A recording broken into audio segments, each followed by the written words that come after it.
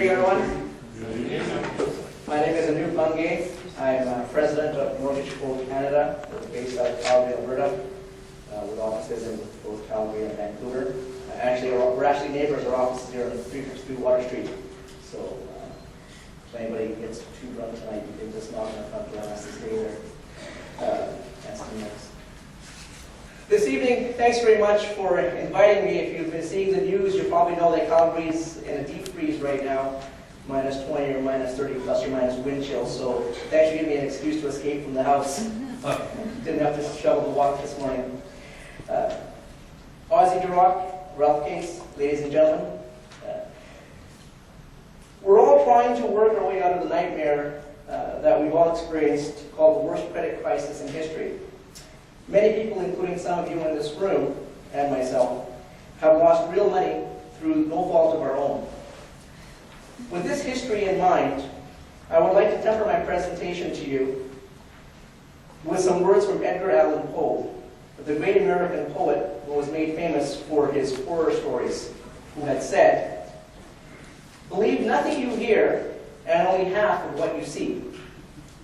In hindsight, I'm sure if we all listened to him, we may not have lost as much as we all did in the last few months and years. With that said, I'll proceed with the presentation. This evening, I would like to introduce to you to the power of private lending and how it can help you in your investing activities. Private lenders are individuals or owners of companies who have surplus cash and have made a conscious decision to invest their money into real estate secured by way of mortgage to active investors. They are an alternative to traditional lending sources, such as banks, trust companies, mortgage investment companies, and syndicated lenders or sources of capital.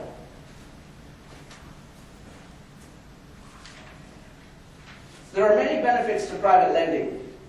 For example, it is great for investors who are seeking fast and flexible access to cash. Additionally, because the decision makers are individuals, there is no predefined lending criteria. Anything goes so long as it makes sense to the person who's writing the check. Private lending is also a way for you to avoid partnering up with somebody. We all know that partnerships have their fair share of headaches. I'm not saying it's good or bad, I'm simply making a statement. Finally, private lending sounds great, but sadly, it's not for everyone. Most private lenders will only deal with people who are already established with some such type of net worth. In real estate terms, they would like borrowers to put around 30% into any given project.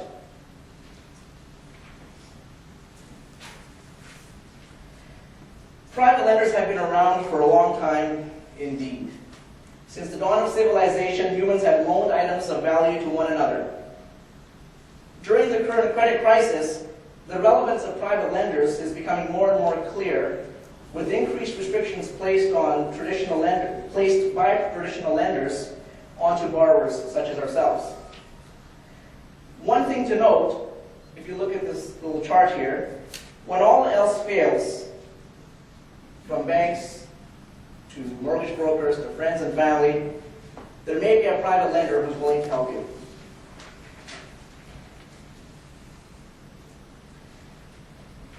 So why private lending?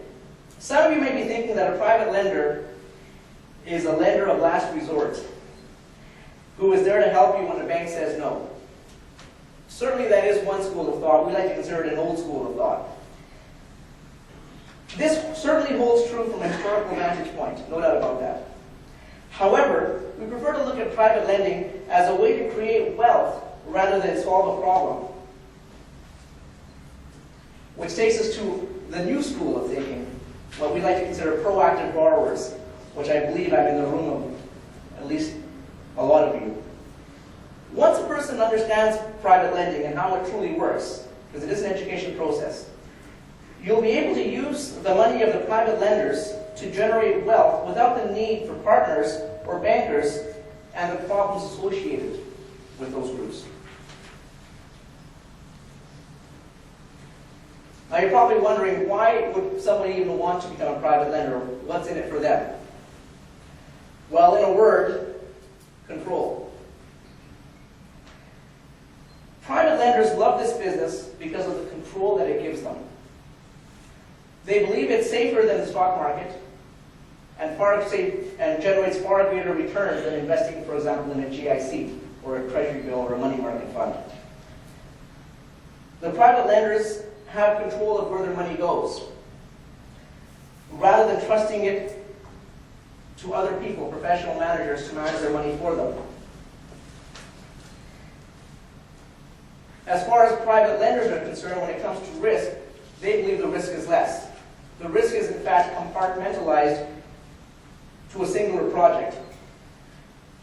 And finally, I tell this to all my private lender clients, of which there's not very many, but there's a number of them. The worst thing that can happen to them is that they'll gain real estate, not necessarily lose money.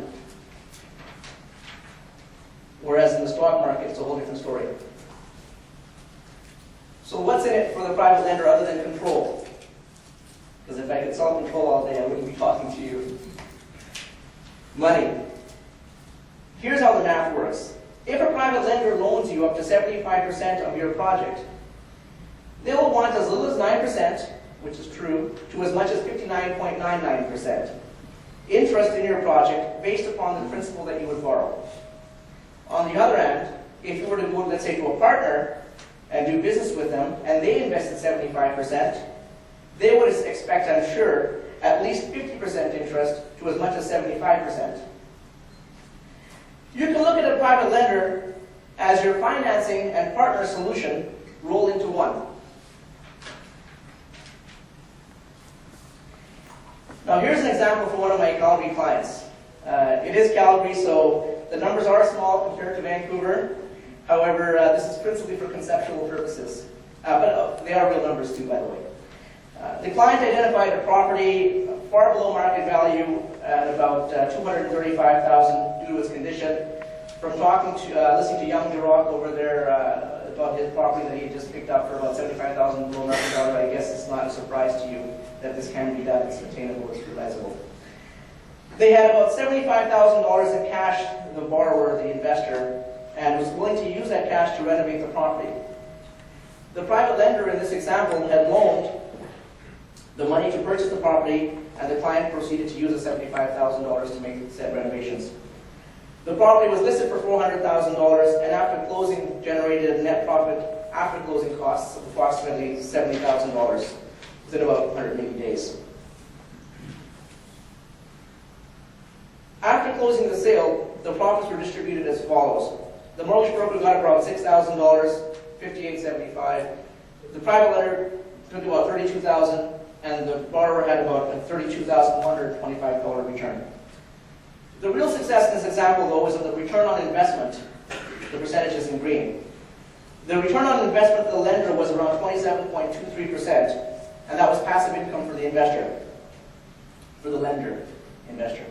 The borrower, on the other hand, the person who was painting and scrubbing and doing whatever renovators do, generated an 86% return on their investment. Naturally, they did work hard to get it. Who is the winner? In this example, we would like to think that everybody is a winner.